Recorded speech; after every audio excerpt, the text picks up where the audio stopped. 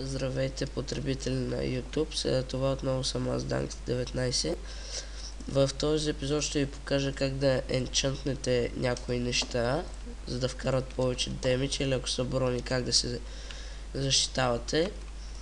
Ето така се прави този enchantment table, ето за това става въпрос. Ето как се прави, слагаме 4 купчета обсидиан, страни 2 диаманта. И само извинете, че забравих да си взема бук.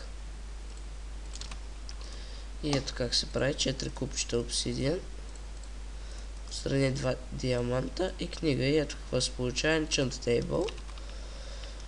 И ето как се енчантва. Трябва да имате този нужния левел, за да енчантнете, иначе няма да ви се получи.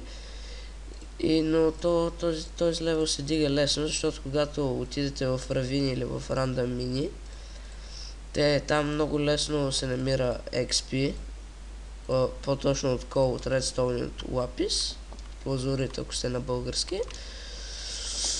Сега ще ви покажа как да си направите диамантения сет и да се въоръжите, така да се каже, до зъби, или по-точно ето така. И така ще вкарате много повече демидж с този меч и ще се пазите повече от зомбита или от други нападатели. Ето сега вижте как се прави този сет. Първо правим бутушите, след това правим панталоните, така да се каже, след това правим шлема и накрая правим това за гърдите.